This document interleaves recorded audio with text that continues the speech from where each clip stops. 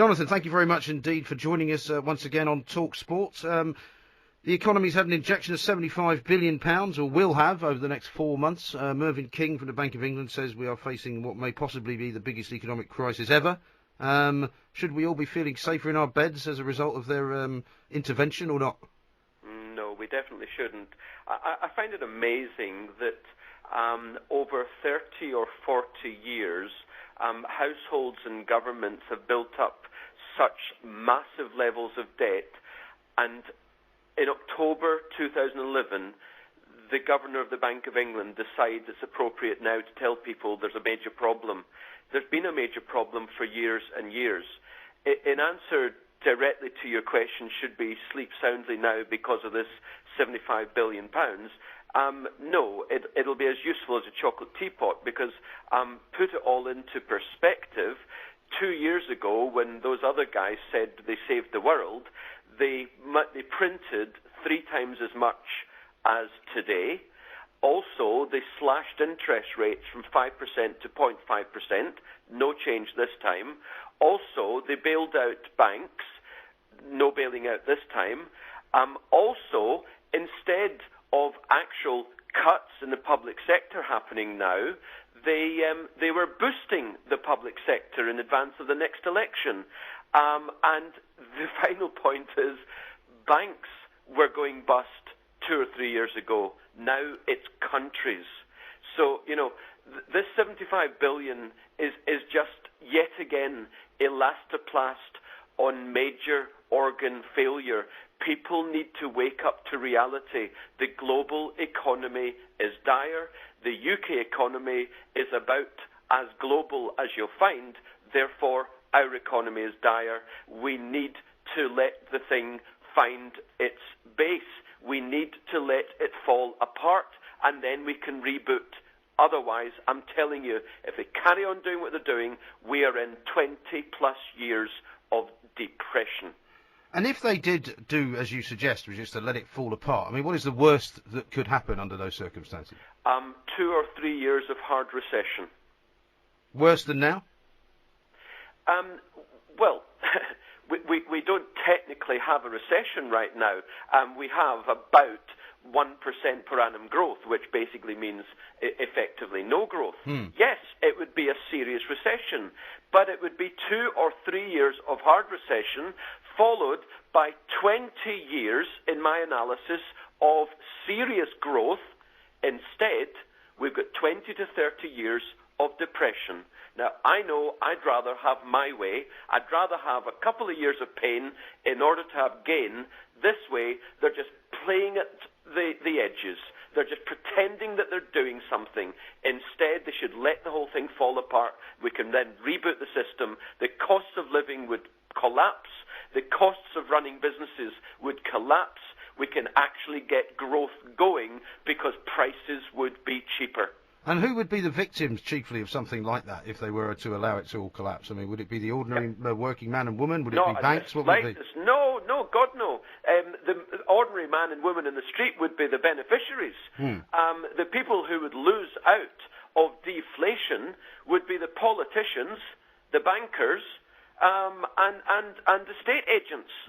But it wouldn't affect the man and woman in the street because, as I say, the cost of living would plummet. The cost of running businesses would plummet. Thus, standard of living would stay the same, even if wages didn't rise. And indeed, unemployment would plummet because businesses could actually afford to employ people. I see. Now, Mervyn King himself, having concluded that he was going to do this through the monetary committee, £75 billion injection. He said himself he's not sure if it's going to work. But the Bank of England have also said that they reckon that the previous injection of around about £200 billion caused something like 2% of growth. Are you saying that that's a bit of a fallacy? Do you know, it's an amazing thing. I should take an exam and then I should mark myself as to how well I've done. In other words, the Bank of England did £200 billion of quantitative easing in early 2009, and then 2 years later, they marked how well they did. And of course they said, we did very well. No, it's not a fallacy. I'm not saying that this £75 billion or the £200 billion 200 years ago, I'm not saying it achieved nothing. Of course it created short-term stimulus.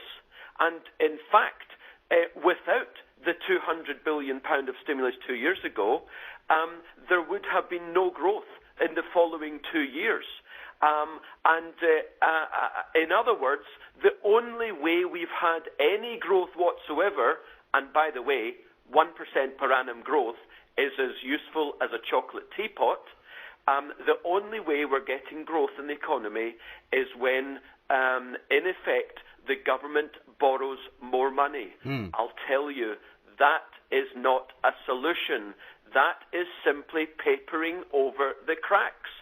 So yes, the 75 billion, it will help in the very short term, but it adds to our debts.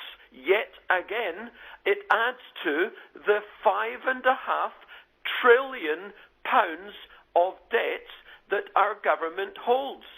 When you take into account unfunded pension liabilities and private finance initiative. And add to that the £1.5 trillion of debts that households have. You cannot have growth in an economy of our size when you've got £7 trillion of debt. You need to take actual remedial action rather than just continuing to paper over the cracks. Indeed, and I mean, it comes rather ironically, I suppose, just 24 hours after David Cameron was advising everybody that the best way out of this particular crisis was to pay off the debts first before doing anything else. But let me ask you something else, because there's a lot of talk now abroad and at home about, you know, the death of capitalism. We've got people marching outside the New York Stock Exchange in Wall Street and declaring that capitalism is dead, and all of these banking collapses and all of these countries going into severe recessions are proof of that. But you've argued, I've seen in one of your papers, that actually this has got nothing to do with the death of capitalism.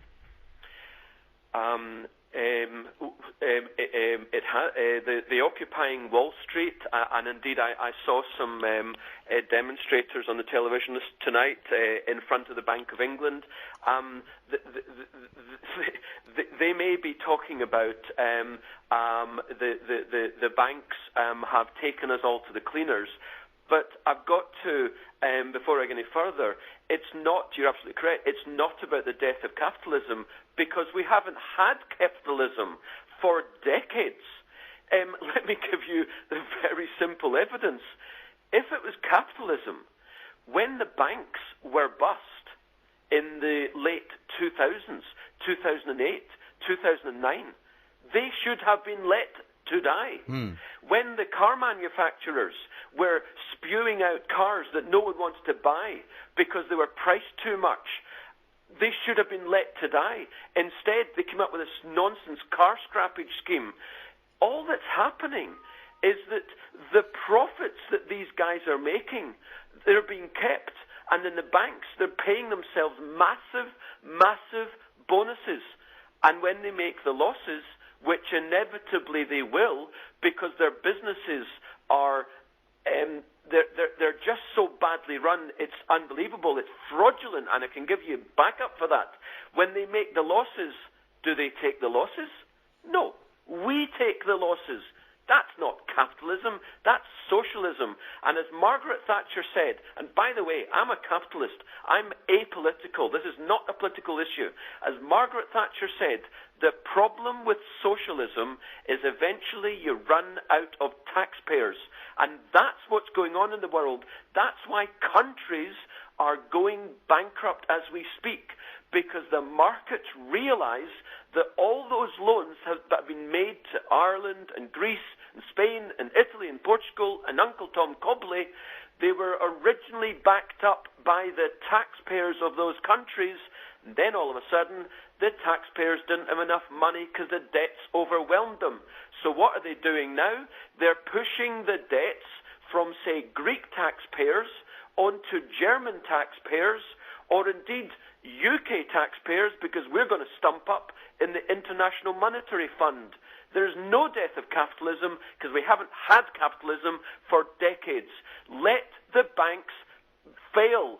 That's the way we're going to sort the root problems. OK, Jonathan. Well, as ever, thank you very, very much indeed for your time. It may well be that there are some more banks failing before at the end of this year, and I'm sure we'll be talking about this again very soon. You'll be very welcome. All the best. Talksport Sports Updates with the Mitsubishi L200 Barbarian. There's no substitute. Get all the latest up-to-the-second sports information and latest developments from around the globe with extended hard-revving roundups of in-depth sports analysis and big-name interviews at 12:30 and 6 o'clock. Don't miss Talksport's essential update with all the sports news that matters to you. Talksport Sports Updates this morning from 10 on Talksport with the Mitsubishi L200 Barbarian. There's no substitute. Right, lads.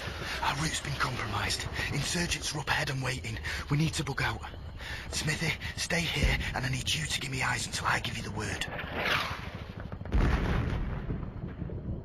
Yes, you. Listening to the radio. I need you here in my team.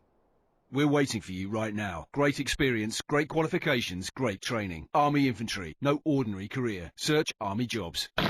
Don't miss Chelsea versus KRC Genk on Wednesday 19th of October in the UEFA Champions League. Tickets are available from chelseafc.com or by ringing 0871 984 1905. Chelsea versus KRC Genk, Wednesday 19th of October. For tickets call 0871 984 1905 or log on to chelseafc.com today. Distillery Tower. 26 floors of luxury living. Prices from £165,000. Distillery Tower. Magnificent views. Minutes from Greenwich Town Centre. Seconds from the DLR. Immediate occupation. Distillery Tower. Call 020 7620 1500. That's 020 7620 1500 now, or visit galliardhomes.com.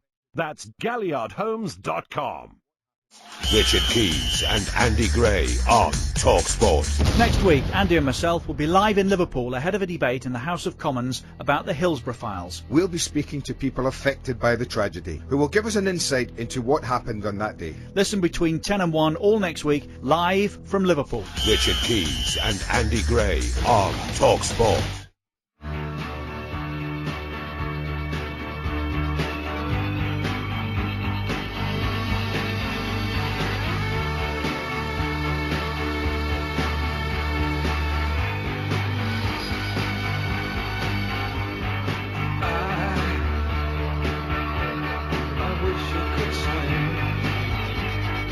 Coming up to very nearly 20 minutes past 4. Welcome back to the Independent Republic of Mike Graham. You heard just before the break there from Jonathan Davis, who is from Jonathan Davis Wealth Management. That's www.jonathandaviswm.com.